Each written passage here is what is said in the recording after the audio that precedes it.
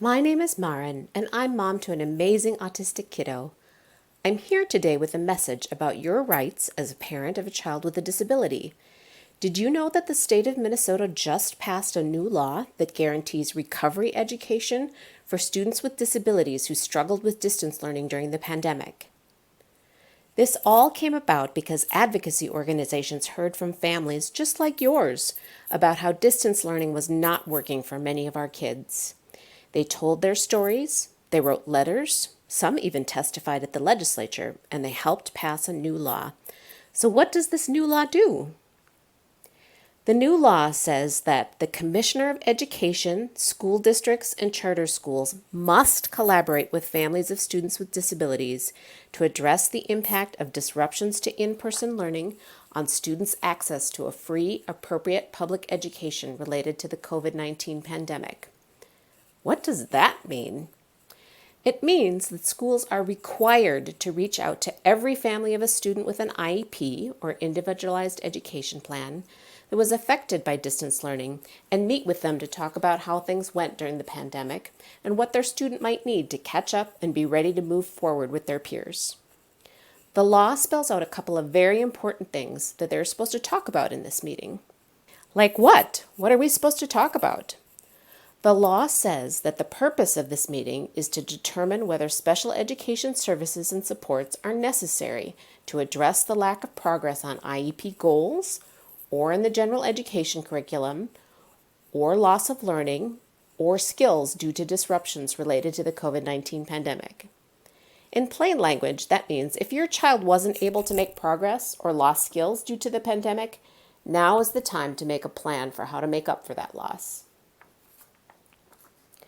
When the IEP team is determining whether a student is eligible for recovery services, there's a long list of things they must consider. The IEP team must consider 1. The services and supports provided to the student before disruptions to in-person instruction related to the COVID-19 pandemic. 2. The ability of the student to access services and supports. 3. The student's progress towards IEP goals, including the goals in the IEP in effect before disruptions to in-person instruction related to the COVID-19 pandemic, and progress in the general education curriculum. 4. The student's regression or lost skills resulting from disruptions to instruction.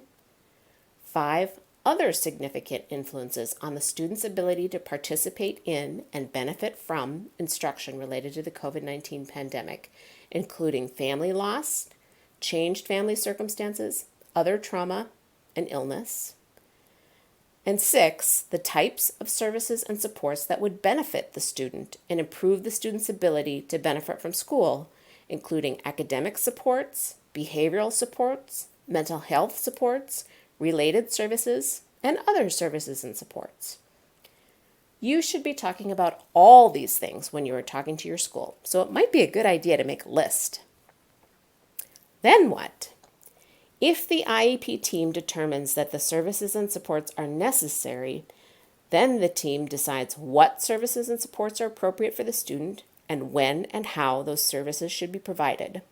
Then that plan for services and supports must be included in the student's IEP. The IEP team might decide to deliver those services through extended school year services, additional IEP services, compensatory services, or other appropriate services.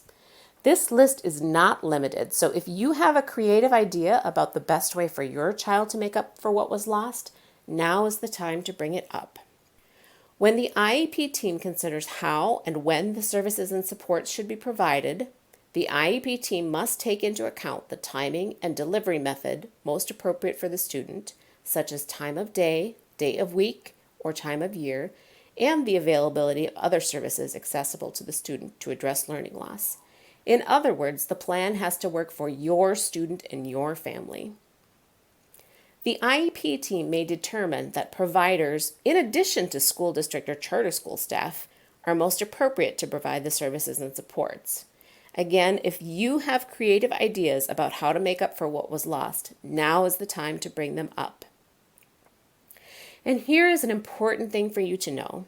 The law says a school district or charter school must make the services and supports included in the IEP available until the IEP team determines that the services and supports are no longer necessary to address the lack of progress on IEP goals or in the general education curriculum or loss of learning or skills due to disruptions related to the COVID-19 pandemic. That means these recovery services should be in place as long as it takes until they are no longer needed. One more question. When is this meeting supposed to happen? The law says this meeting is to take place as soon as practicable, but no later than December 21st, 2021.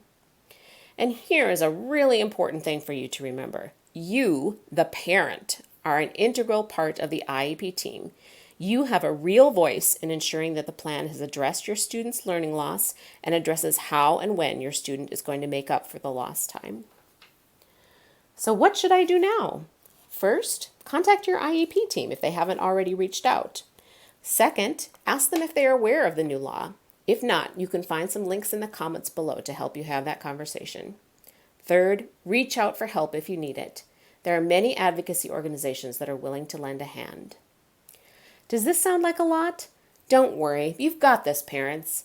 This law came about because folks like you made their voices heard, and there are lots of resources available to help you and your team make sure your child gets what they need.